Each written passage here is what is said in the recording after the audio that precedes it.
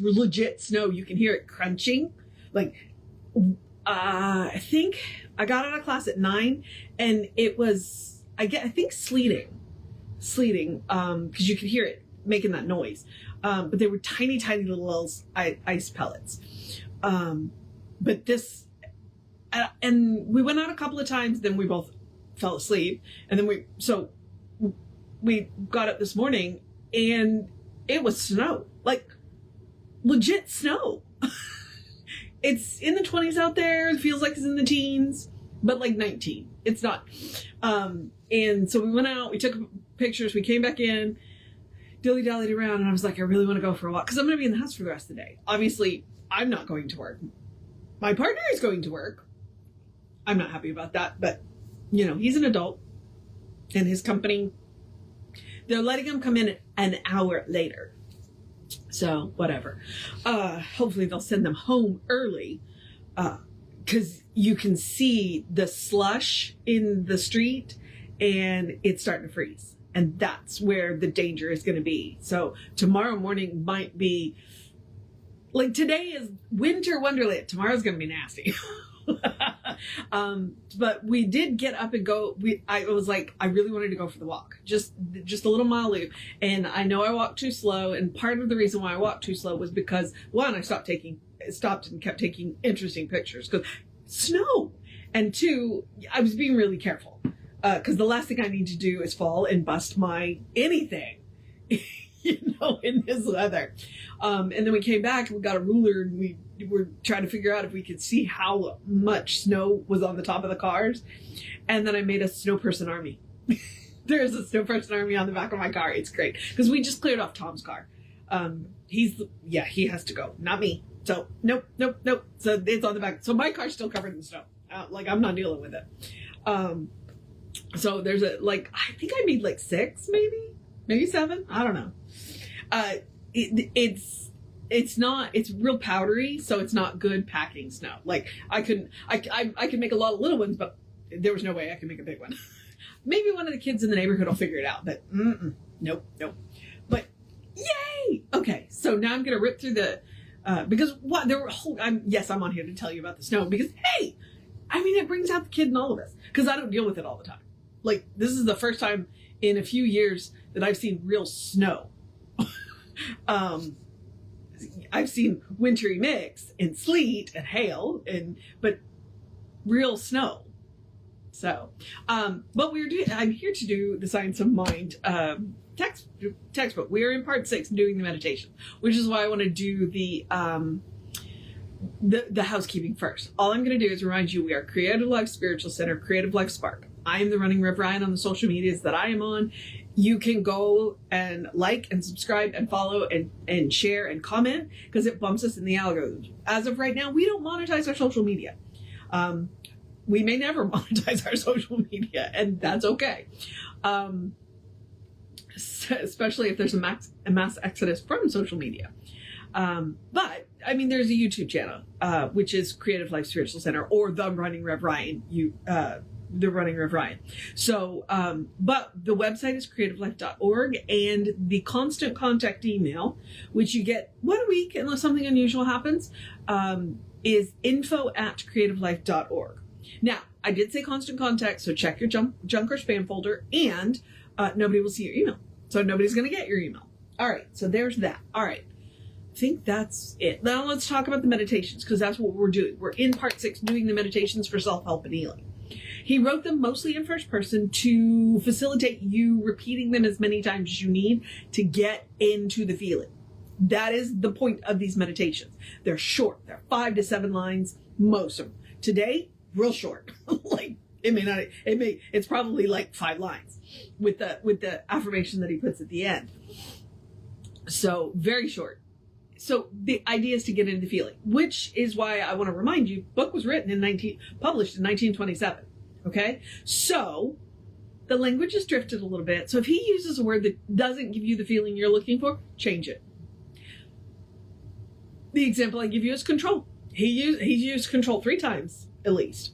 And twice I was like, no, that's icky feeling. I don't like it. So I changed it to sport. The 3rd time it fit and it didn't give me that feeling. So I was like, nope. And I left it that time. So, feel free to change them.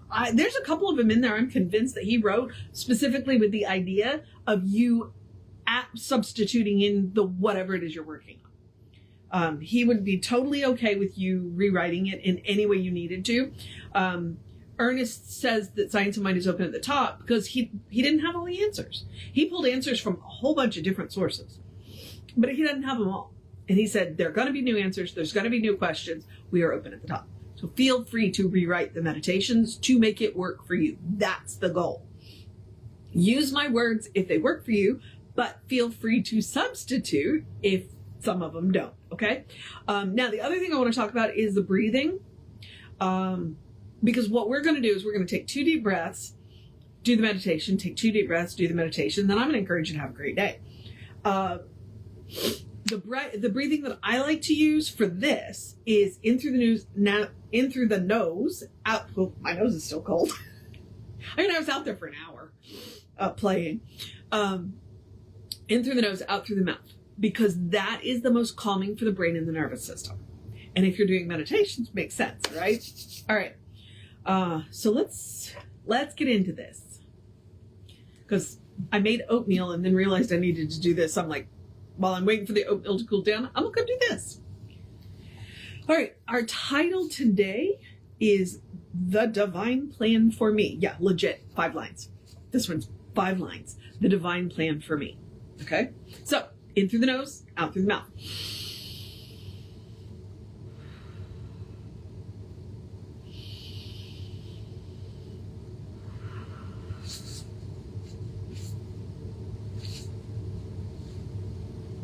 The divine plan for me is perfect. I am held in the mind of God as a complete and perfect expression of life and truth. No power can hinder nor mar this inner image or reality. For it is God given and God kept. God gave and God will keep.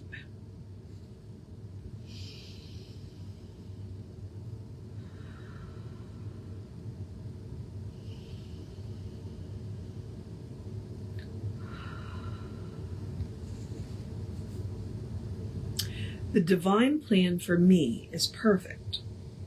I am held in the mind of God as a complete and perfect expression of life and truth. No power can hinder nor mar this inner image of reality, for it is God given and God kept.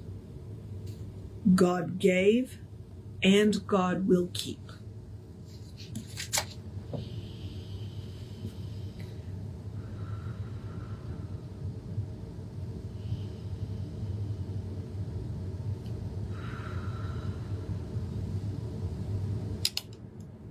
All right.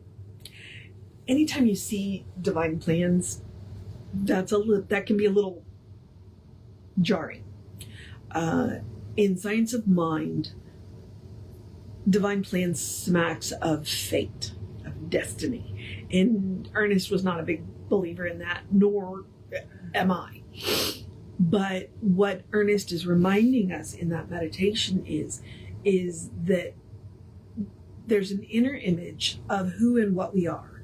We are an expression of life and truth that was made by the divine. Okay? And so there's nothing that the world can do to damage that idea of you. That's why I like to say, get to know who the divine knows you to be. Like, forget everything else. Forget anything that anybody has ever told you about yourself, and go and get to know who the divine knows you to be. That's what that meditation is about today. It's about remembering who you are. You are a beloved expression of the divine. God made you, the divine made you, and the divine will keep you, will keep that image, that blueprint of who you are is kept in a place that nothing can ever be wrong. So that's the point of spiritual practice, is to go to that place and get a look at that blueprint. You know, think of it not as a plan of what to do, but as a blueprint of who you are. And there's nothing that can alter that blueprint. Like, we can make surface alterations, we can make material alterations, but in the end, we can go back and look at that blueprint God gave. It's like God designed it and God keeps it. And it is in a place where nothing can ever be wrong. That is an incredible meditation. All right, beloveds. Now, I'm going to go finish warming up. I'm still a little chilly in certain places. So I'm going to go have that hot oatmeal. But I'm going to encourage you to have a great day, wondrous day, fantastic day, a magical day, an enchanted day, a wonderful day, an awesome day, an amazing day. And go have some fun day, a take care of yourself day, a drive very carefully day, a bundle up day, a drink plenty of water day, a cuddle your fur babies day, a take a break day, a leave a little extra early if you have to go somewhere day, a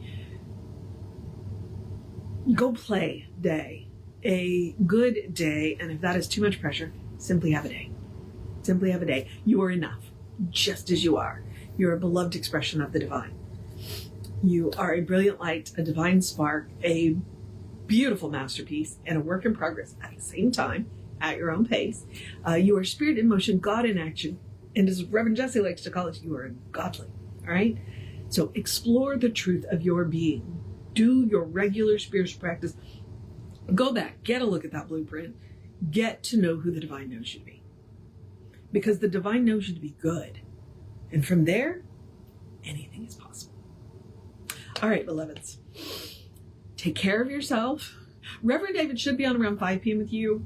I should be back with you around somewhere in the 9 o'clock hour. It depends on whether or not, you know, if the road's clear, I go to work tomorrow. If not, I may go in later. So that's what they may delay our opening is the talk. We'll see what the roads do because this is going to drop back into the teens tonight. All right. So, but I will be on tomorrow in the 9 o'clock hour. Take care of yourself. Know that you are loved. Stay warm, and I will see you next time.